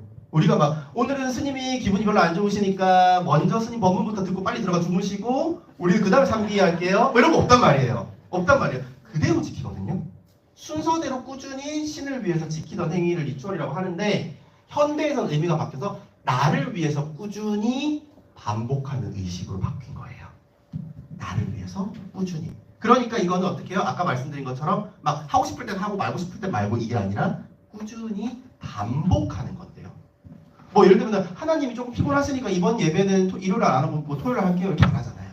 반복을 한단 말입니다. 자, 리추얼의 사전적 의미는요. 자신의 정신적, 신체적 회복을 위해서 매일 10분 이내의 시간을 들여서 반복하는 습관적 행위. 세 가지가 중요합니다. 회복이 목적이고 시간은 짧아야 하며 대신에 반복해야 됩니다. 요거는 꼭 아까 3단계와 함께 노트든 마음에든 필기를 해놓으셨으면 좋겠어요. 이게 굉장히 중요하고요. 자, 이 리추얼에 이제 대해서 좀 부드럽게 설명해 놓은 이제 모 스타트업의 이 설명은 나를 위해서 10분이라도 매일 쓰고 그게 쌓이면 나에게 친절한 사람이 된다라고 하는데 왜 이게 중요하냐면 우리 한국 사회는요 리추얼 이 단어는 사람들이 되게 모르는데 루틴은 좀 알아요. 루틴은 텔레비에도 많이 나온단 말이에요. 그래서 사람들이 제가 젊은 친구들 강의를 가서 이거 얘기하면 선생님 그거 루틴이랑 뭐가 달라요? 라고 맨날 질문해요. 맨날. 그러니까 한국 사회는 루틴에 익숙한데 그래서 사람이 병이 나는 거거든요. 무슨 소리냐면 루틴이라는 거는 똑같이 매일 일정한 시간을 들여서 반복하거든요. 근데 루틴은 대부분 목적이 뭐냐면 회복이 아니라 성장이에요. 자, 대표적으로 남자아이들은 루틴이라는 단어를 언제 익숙하게 느끼냐면 헬스 루틴이라는 게 있단 말이죠. 뭐 월요일날 어깨 운동하고 화요일날 가슴 운동하고 이렇게 헬스 루틴이라는 거 그 헬스를 하고 있는 그 순간에 편안하고 행복한가요? 아니에요. 힘들어요. 근데 걔네들이 그 힘든 걸 왜 반복하죠? 미래의 근육이 커질 거라고 생각해서. 자, 그리고 자기개발 루틴, 뭐 영어 공부 루틴 이런 거 있단 말이에요. 하루에 딱 100개씩 단어를 외우고 뭐 어쩌고저쩌고 그런 거. 자, 그거 하는 동안 어때요? 하기 싫어요. 오늘 빼먹고 싶어요. 근데 하는 이유는 미래에 내가 외국어를 더 잘할 것 같아서란 말이에요. 이렇게 루틴이라는 거는 똑같이 매일매일 반복한다는 건 리추얼이랑 똑같은데 목적이 미래에가 있어요. 오늘을 희생해가지고 미래에 뭔가 더 잘 되겠지라고 생각하고 하는 거란 말이에요. 그러니까 전형적으로 한국 사회에 오늘을 희생해서 미래를 기대하게 만드는 그래서 루틴이 그렇지. 그렇게 미국적 개념인데도 한국에서 미친 듯이 유행을 한 거예요. 근데 일본에서 루틴이 그만큼 유행 안 해요. 일본어로, 그러니까 한국어로 아침 루틴이라고 쳐보면 영상이 정말 10,000개 이상 나오거든요. 막 연봉 3억 버는 뭐 직장인의 아침 루틴이고 애들 다 봐요. 나도 저거 따라하면 연봉 3억 벌 수 있을까 봐. 근데 일본에서 일본어로 그 가타카나로 루틴을 치잖아요. 그렇게 많이 안 나옵니다. 왜? 일본은 더 이상 미래에 대한 기대를 하는 것이 무의미하다고 유토리 세대, 사토리 세대 텔레비에 많이 나왔죠. 그렇게 약간 좀 비판적이고 좀 절망적이고 회의적인 사회 분위기로 접어들었기 때문이에요. 그래서 일본 청년들의 행복도 지수가 굉장히 올라갔다 그래요. 2020년대 이후로. 근데 그 이유가 뭔지 아세요? 진짜 행복해져서가 아니라 다 포기하니까 딱히 불편한 게 없다. 결혼 생각을 아예 안 하고 있다. 그래서 일본의 행복도가 높은 청년들의 집단 중에 절반 이상이 한국 그 공간 개념으로 3평 이하의 집에 삽니다. 그러니까 심지어는 그 캡슐 호텔 같은 걸 달권 끊어서 사는 사람들이 행복도가 70% 이렇게 나와버리는 거예요. 그러니까 그런 행복들 또한 뭐 우리가 청빈한 삶에서 그 친구가 행복을 찾나 보지라고 생각하면 그럴 수 있지만 사실은 그렇지 않거든요. 놔버리고 기대하지 않게 되는 건데 한국 사회는 아직까지 그 단계로 다행히도 가지 않았고 근데 대신에 너무 과열돼 있죠. 자기 개발이 너무 과열돼 있습니다. 지금 2013년 이후로인가 연간 베스트셀러 1위가 자기계발서 경제경영서가 아닌 해가 한 해밖에 없었어요. 지금 요새 영화 개봉한 대도시의 사랑법 그 소설 히트 쳤을 때 그때 빼고는 계속 경제경영 자기계발이 1위였거든요. 그만큼 성장에 미쳐있는 사회인데 리추얼은 지금 이 순간에만 집중하는 겁니다. 내가 회복되는 거 내가 딱 지금 당장 하자마자 편안함이 느껴지는 걸 골라서 반복해야 돼요. 그래서 당연히 명상 들어가고요. 어떤 것들이 있냐면 진짜 대표적으로 리추얼이란 단어는 몰라도 우리가 일기 쓰기. 이미 우리가 리추얼이란 단어 들어본 적도 없지만 평생 해오고 있었던 거 일기 쓰기. 그런 거 있을 수 있고 뭐 어떤 분들은 자기 전에 이런 분들 있었어요. 자기 전에 오늘 나를 위한 음악을 자기가 DJ처럼 매일 선곡해가지고 한 곡 듣고 잔대요. 이런 것도 굉장히 좋은 리추얼이고요. 저는 생활 속에서 어떤 리추얼 실천하고 있냐면 이불 정리하는데요. 일어나자마자 우리 선생님들 일어나자마자 이불 정리를 하시는 분 혹시 여기서 몇 분 계실까요? 네. 여기 좀 많이 계시죠? 이게 연령대가 젊어질수록 없어요. 30%만 이러거든요. 왜 안 해요? 그러면 바빠서 이런 친구 있고 엄마가 해주니까요. 이런 친구들이 있습니다. 근데 심리학 연구 논문에도 있는데요. 아침에 이불을 깨끗하게 정리하고 출근을 시키고 이불을 이렇게 놔두고 출근을 시켜요. 그리고 집에 돌아왔을 때 퇴근 후에 집에 돌아왔을 때 심리적 안정감 있죠. 그걸 이제 뇌파 측정과 여러 가지를 통해서 했을 때 30% 차이 난다고 해요. 그리고 또 그 은둔형 외톨이 히키코모리라고 하죠. 은둔형 외톨이들 집을 보면 대부분 쓰레기장이잖아요. 그게 시작되는 시작점을 거슬러 올라갔을 때 이불 정리와 신발장 정리인 경우가 많아요. 시작점 그거랑 음식물 쓰레기. 근데 무슨 소리냐면 아침에 이불을 딱 펴서 정리하는데 몇 분 걸리냐 하면은 1분 이내예요. 그리고 아까 신발장 정확히는 현관 말하거든요. 신발 놓는 곳 거기 정리하는데 한 30초 이내거든요. 근데 우리가 집에 귀가했을 때 우리가 바깥에 돌아다니면서 계속 일을 한단 말이에요. 일을 해야 돼요. 근데 집에 돌아왔을 때 우리가 뭐 하고 싶어요? 휴식하고 싶거든요. 근데 딱 들어왔을 때 신발이 있는 곳이 대문을 열었을 때 제일 먼저 보이는 공간이고 시각적으로 그 다음에 이 침대가 방문을 열었을 때 높은 확률로 제일 먼저 보이는 뭐 침대가 아니고 바닥에 주무시는 분은 2부 자리겠죠?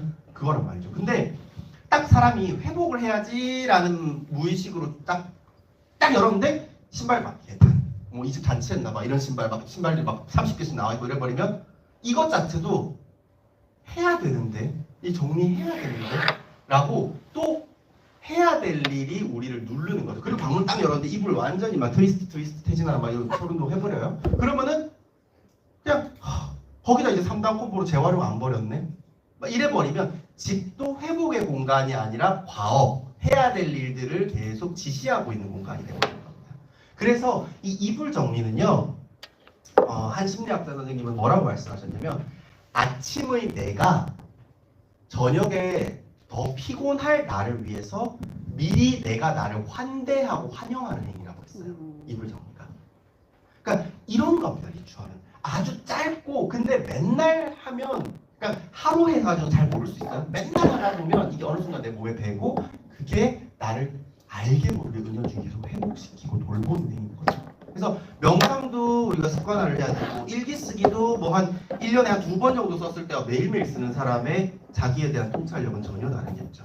이렇게 간단한 행위를 반복하는 게 중요해요. 그래서 이 리추얼과 관련된 설명을 하면서 많은 우리 선생님들한테 워크숍 같은 거 할 때 내가 지금 당장 해볼 수 있는 거 써볼까요? 이렇게 해가지고 제가 검사를 다 해요. 그리고 빨간펜 선생님처럼 빠꾸 하는 게 있는데 빠꾸 어떤 거 아니면 거창하고 다 빠꾸 시켜요.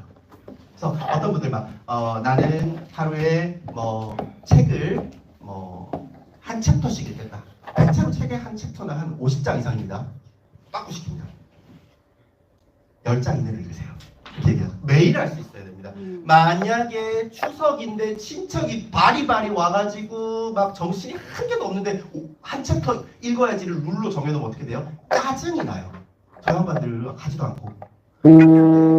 사소해질수록 우리가 어떤 환경이든 상관없이 지속을 할 수 있단 말이죠. 그래서 오늘 제가 여러분들께 드린 대화 카드는 쉬는 시간 갖고 3시, 제가 5시까지인가요? 네. 네, 3시 40분경부터 할 거고 남은 20분, 제가 딱 정확히 1시간 반, 3시 반에 쉬는 시간 드릴 건데 20분 동안은 명상을 제외한 조금 더 쉽고 간단하게 자기를 돌볼 수 있는 웜업, 준비 운동 같은 리추얼들을 소개를 해드릴 거예요. 그러니까 지금 우리 선생님들 배우고 계시는 이 명상의 어떤 그 여러 가지 이 기법들이나 이런 것들과 얘네들을 합쳐서 마치 스트레칭처럼 같이 겸하시면 굉장히 많은 시너지가 날 겁니다. 상황별로 준비를 해왔고요.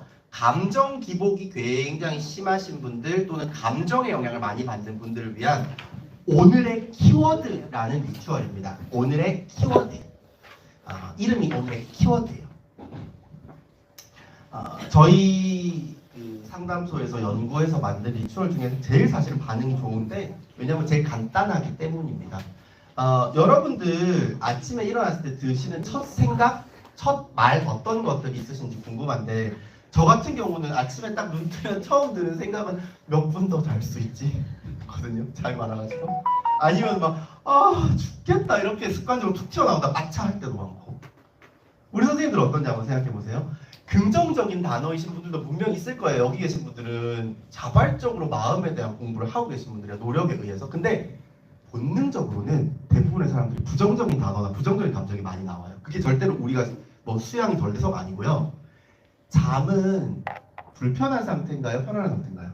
편안한 상태예요. 근데 그 잠을 우리가 대부분 현대사회 한국인들은 잘만큼 자다가 햇살에 눈을 뜨는 게 아니라 알람에 눈을 뜹니다. 즉 렘수면까지 가가지고 편안한 상태로 있는 우리를 소리라는 외부 자극이 강제로 그 편안한 상태에서 멱살 잡고 끌어내요. 그러면 우리가 당연히 처음에 기상 직후에 느끼는 감정은 불편감일 수밖에 없습니다. 근데 눈 뜨자마자 너무 감사하다 이런 분들은 굉장히 수련이 많이 되신 분들이고 대체로는 뭐 아니면 죽겠다 뭐 이렇게 신난다. 오늘 하루 시작이다. 굉장히 많이 되신 분이죠. 굉장히 많이 되신 분. 저는 이제 초인이라고 부르는데 이런 분들을 초인이라고 부르는데 오늘의 명상.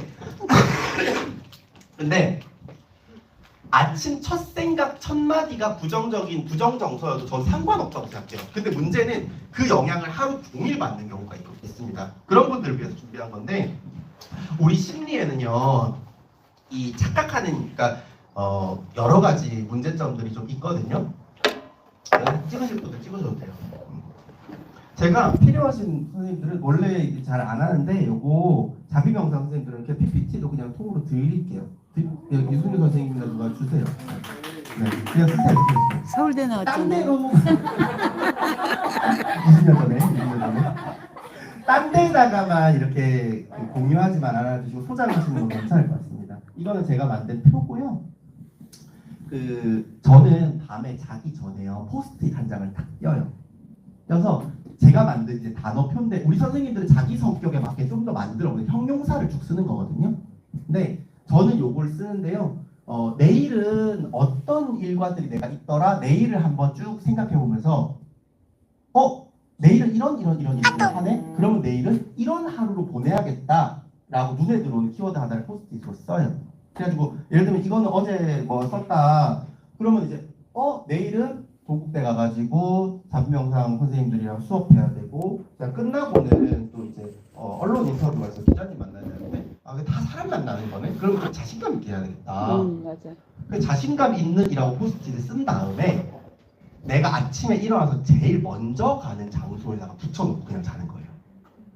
그러면 어떻게 돼요? 아침에 일어나서 무의식적으로 제일 먼저 가는 장소에 가자마자 이 글자가 보여요.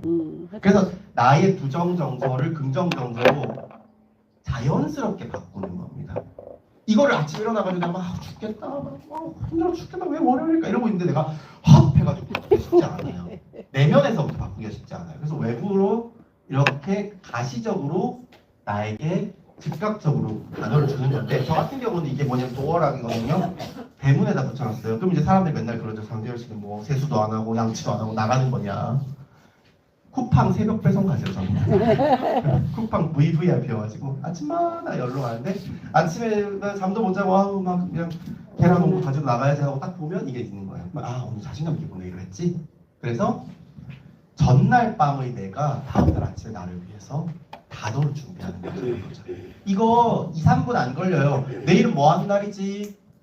그렇구나. 그럼 어떤 하루가 되면 좋을까? 써서 붙인다. 화장실 바로 가시는 분들은 화장실 거울에 붙이셔도 되고요. 마신다 하시는 분 냉장고에 붙이셔도 됩니다. 그리고 어떤 분들은 나 가족들이랑 같이 사는데 이런 거 붙여놓으면 또 막 유난이라고 할까 못 붙이겠다 하시는 분들 있을 수 있어요. 그런 분들께는 제가 뭐라고 하냐면 핸드폰 메모장에 적으십시오. 우리가 일어나자마자 제일 먼저 만지는 전자기기는 핸드폰이니까. 핸드폰. 네. 그래서 아침에 내가 즉각적으로 올 수 있는 어떤 환경이든 이 단어들을 내가 나에게 제공을 하는 겁니다. 그래서 이런 과정들을 꾸준히 하다 보면 우리가 어떤 것들을 알게 되냐면 감정에 우리가 끌려다니는 게 아니라 감정을 설정할 수 있구나. 감정을 내가 선택할 수 있구나. 라는 것들이 조금씩 자의적인 생각들이 만들어지게 돼요. 그래서 이렇게 감정 단어, 오늘의 키워드라는 리추얼이 있고요.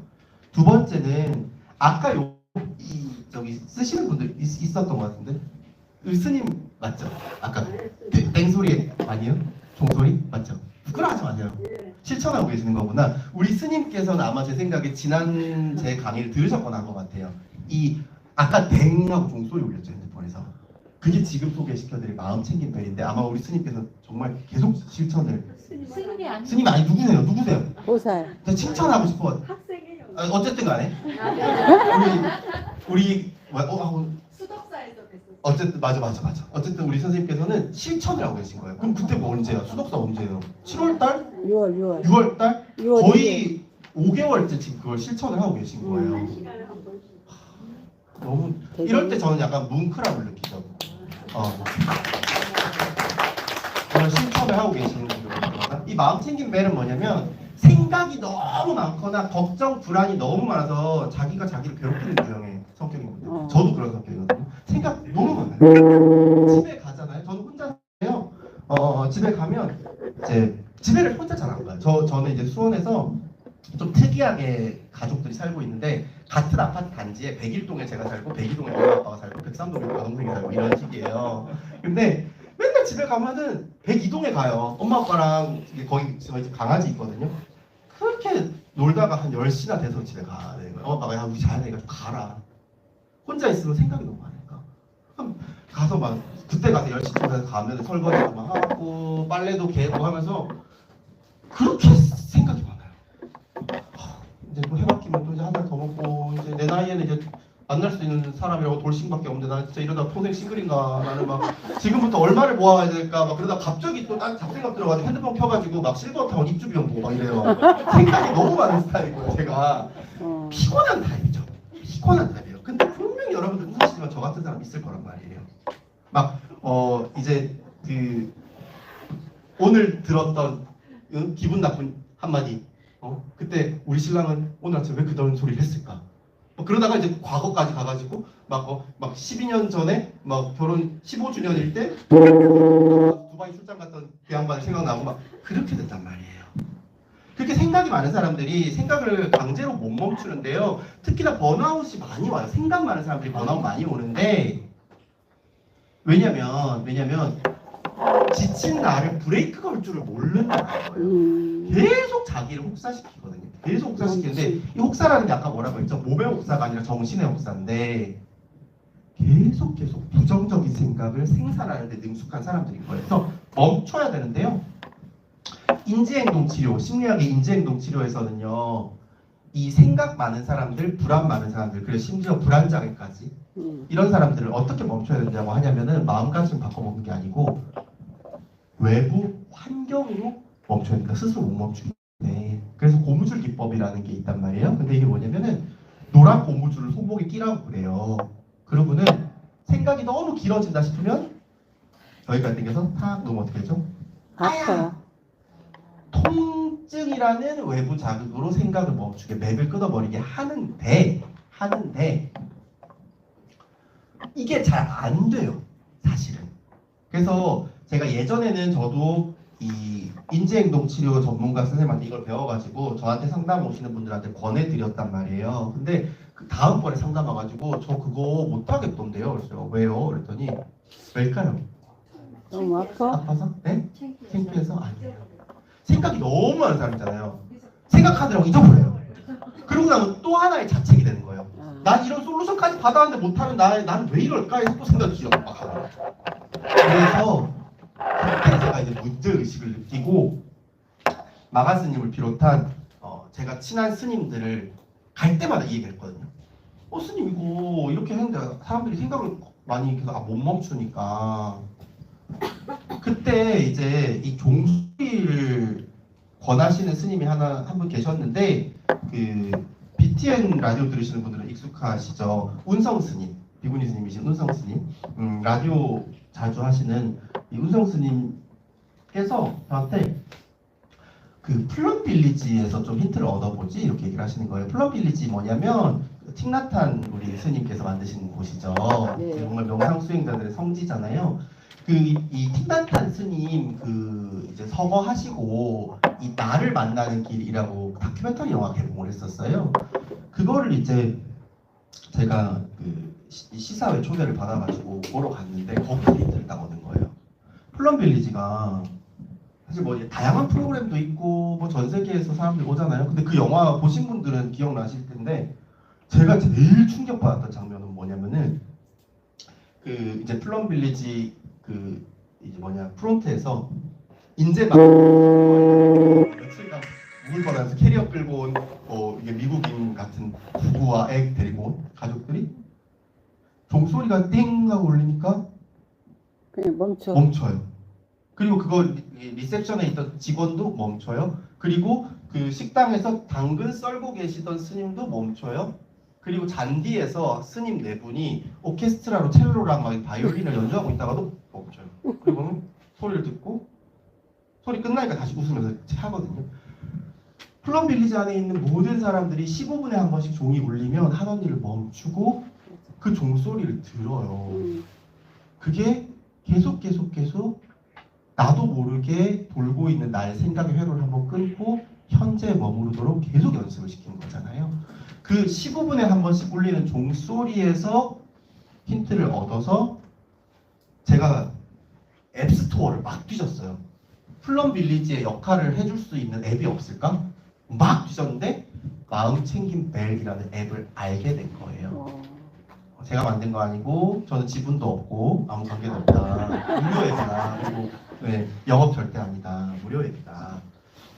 이 마음챙김 벨은 아마 제 생각에는 이거 분명히 명상 수행자가 만들었을 거예요. 근데 이 마음챙김 벨은 어떻게 할 수 있냐면 이 시간 간격이라는 게 있어서 시간 간격이라는 게 있어가지고 저는 지금 이렇게 강의하고 이런 낮 시간에 울리면 큰일 나잖아요. 밤 10시부터 자정까지 2시간만 울려요. 집에 혼자 있을 때 생각이 제일 많을 때 그러면 이걸 설정하고 나면 얘가 또 물어보거든요. 몇 분 간격으로 울려줄까? 라고 물어봐요. 그러면 저는 생각이 얼마나 많은 사람이냐면 처음에 30분 간격 이랬는데요. 시계 보다가 이제 좀 울릴 시간이네 이런 생각까지 하더라고요. 너무 많아. 피곤해 죽겠어. 근데 무작위를 선택할 수 있어요. 그러면 얘가 3분에 한 번 울렸다가 또 한 40분 뒤에 울렸다가 20분 뒤에 울렸다가 지 맘대로 랜덤으로 울리거든요. 저는 그렇게 밤에 2시간 랜덤으로 설정해놓고 그게 끝이에요. 이거는 오늘의 키워드보다 더 쉬워요. 깔고 설정해놓고 대신에 매일 실천해야죠. 실천해야 돼요. 그래서 내가 예를 들면 여기 계시는 우리 선생님들 중에 뭐 전업주부가 계시면 나는 오히려 밤에보다는 애들이랑 남편 다 출근하고 나서가 제일 생각이 많다. 그럼 오전 10시부터 12시 해놓는 거예요. 해놓고 뭘 해도 좋지만 텔레비 보고 있어도 좋고 뭐 다 좋지만 종소리 울리면 잠깐 멈추고 소리를 듣습니다. 우리 선생님 그거 지금 혹시 앱 있으시니까 그 소리 한 번만 더 들려주실 수 있어요? 그거 요거 누르면 소리 나오잖아요. 네. 소리 한번 들어볼게요. 우리 지금 한번 해볼게요.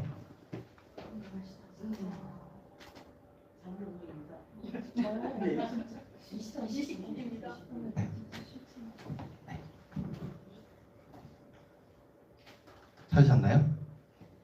네.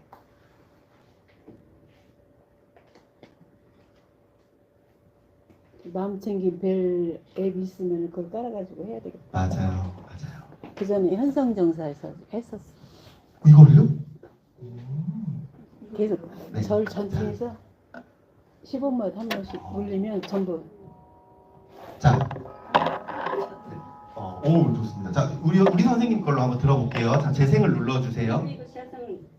요 버튼 누르시면 돼요. 여기. 왜 안 나요? 아니면 아까 놀라셔가지고 소리 음량을 다 줄이셨지 않았을까? 맞죠? 자, 한번 다 알죠? 자, 예비종이고요. 이제 본종에서 가만히 들어볼게요. 하던 일 다 멈추세요.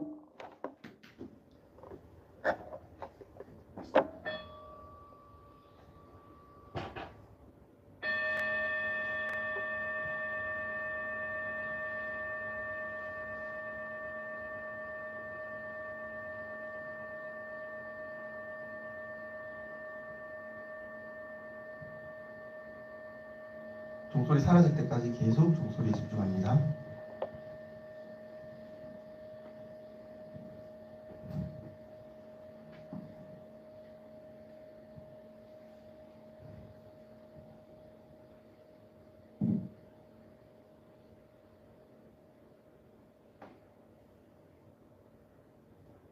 네. 끝. 자, 약 한 12초 정도예요. 종소리 꽤 길거든요. 저 소리의 마지막 여운까지 들으면서 멈추는 거예요. 뭘 하시던지 간에. 근데 이게 12초 정도 지나고 나면요. 실버타운 가격 보다가도 12초 정도 듣고 나면 내가 뭔 생각했는지 까먹어요. 맥을 끊어주는 게 굉장히 중요하거든요. 우리가 대화의 맥을 끊는 경험을 많이 하는데 우리 여기 맨 앞에 계신 선생님 여기 계신 저를 보지 않고 계신 선생님 성함이 어떻게 되시죠? 네? 송세연. 재현님? 태연님 잠깐만 저의 도우미가 되어주세요. 그냥 앉은 자리에서. 자, 연기를 할 거예요, 우리는. 자, 세연님이랑 저랑 베프예요. 둘 다 말이 너무 많아요. 맨날 만나요. 맨날 만나는데 우리 요새 날씨도 좋고 하니까 카페 테라스에 앉아요. 실내 안 앉고. 테라스에서 세연님이랑 저랑 맨날 수다 떨어요. 그래가지고 있잖아요. 뭐 걔랑 바람이 났다는 거야. 세상에 막 이런 막 얘기를 해요. 근데 배달의 민족 오토바이가 소음기를 뗀 조금 좀 과격한 오토바이 한 대가 우리 막 대화하고 있는데 빵 하고 지나갔어요. 어이구. 자, 그러면 세연님 우리는 어떻게 됐죠? 순간 엄마야? 멈춰요. 그냥 멈추나 이렇게 빵 하는데 칵 하죠. 조금 더 과격한 사람 이렇게 좀 짜증이 나는 거예요. 자, 그리고 나서 돌아와서 제일 먼저 어떤 말을 할까요? 같으세요? 잃어버렸네. 맞아요. 야, 우리 어디까지 얘기했어? 이게 대화와 대화의 맥이 끊겨버리는 거거든요. 우리가 막 야, 너무 심각하게 야, 그래 걔랑 바람이 났다는 거 이런 놓고는 빵 하니까 그렇게 심각하게 얘기하다가 맥이 딱 끊겨서 뭔 얘기인지 몰라요. 근데 생각이 많다는 건 뭐냐? 나랑 계속 대화하고 있다는 거예요. 나와 내가 계속 대화하고 있는 거죠.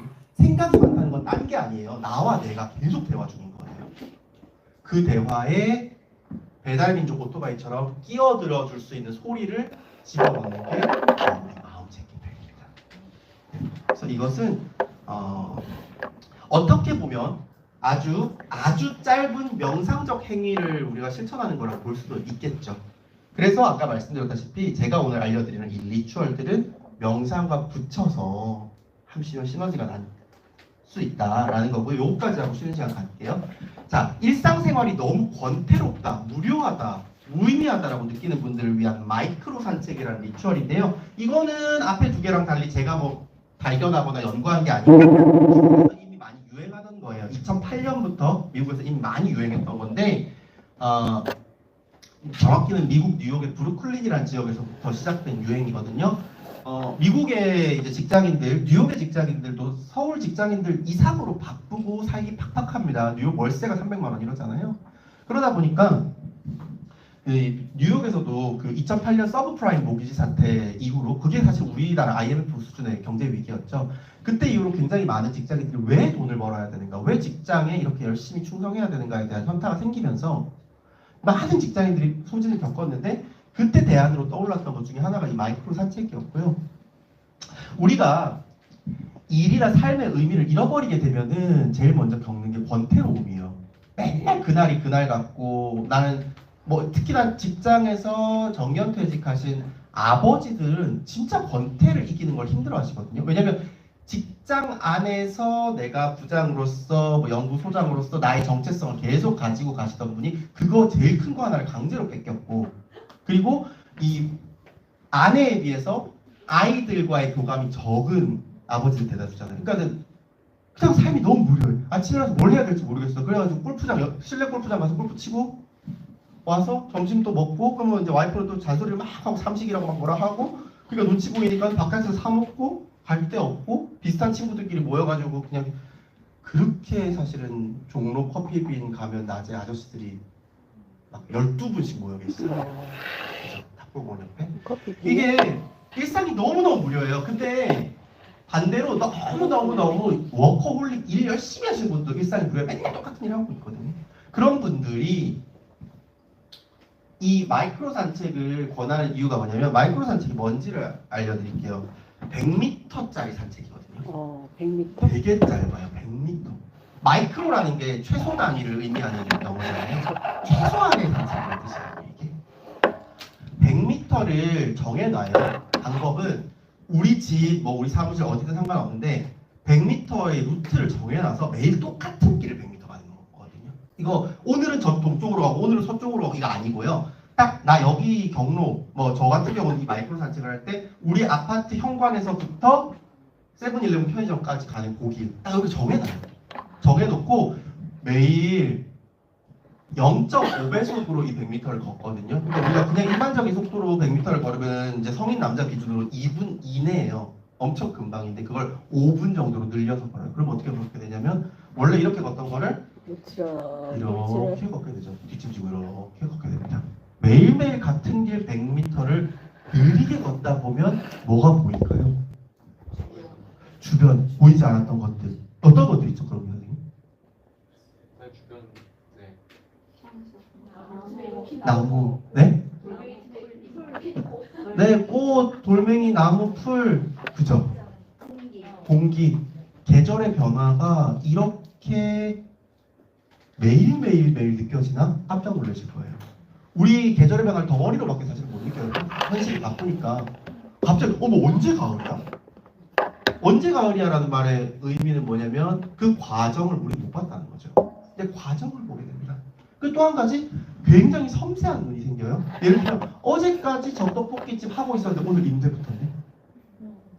맨날 이 시간에 할아버지가 강아지 산책시키더니 오늘은 왜 할머니가 나왔지? 라는 생각들. 보이지 않던 거. 우리가 그냥 출퇴근길이라고 생각하고 만약에 다니던 곳이면은 한 번도 의식하지 않았던 것들이 의식이 돼요. 어떤 분들 그러시더라고요. 아스팔트 위에 사이에 민들레 피는 거를 저는 되게 시적인 표현이라고 생각해서 고도원 선생님의 아침 편지에서만 봤는데 실물로 봤다. 뭐 이런 식의 아주 사소한 것들을 보게 되는데, 그러면 어떻게 되냐면 똑같은 길이 똑같지 않다는 걸 느끼게 돼요. 이건 뭐냐면 변화를 감지하는 시각적 예민함이 생기는 거거든요. 변화를 감지하는 시각적 예민함. 근데 긍정적 예민함인 거예요, 이거는. 긍정적 예민함이 생기는데 이게 습관이 되다 보면 어떻게 되냐면 일상생활의 변화들을 감지할 수 있는 공감각적 예리함으로 바뀌게 되는 거예요. 맞아. 시각적으로 예리하다고 생각하지만 우리가 단풍이 들었네, 뭐 임대부터인데 맨 처음에 시각을 느끼지만 그 다음에 뭐 느끼냐면 후각이나 청각도 느끼거든요. 산책하면서.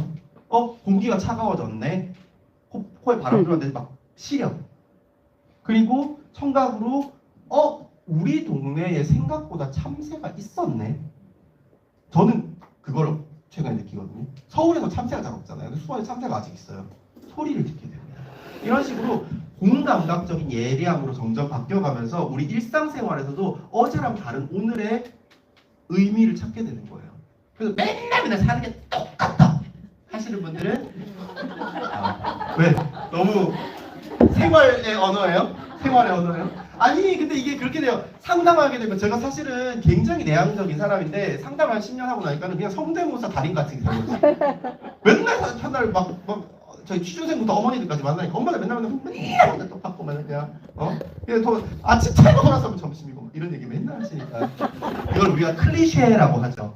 영화에서 뻔한 글죠. 근데 한국인들 이 클리셰를 많이 갖고 있죠. 근데 나 그냥 투덜투덜한 엄마들이 근데 사실은 밥 제일 열심히 차려주고 뭐 이런 것들. 근데 그만큼 우리가 굉장히 자신의 개성보다는 역할에 충실한 삶을 살기 때문에 사람들이 다 비슷해지는 거예요. 엄마는 엄마답게, 학생은 학생답게, 뭐뭐답게라는 말을 하기 때문에.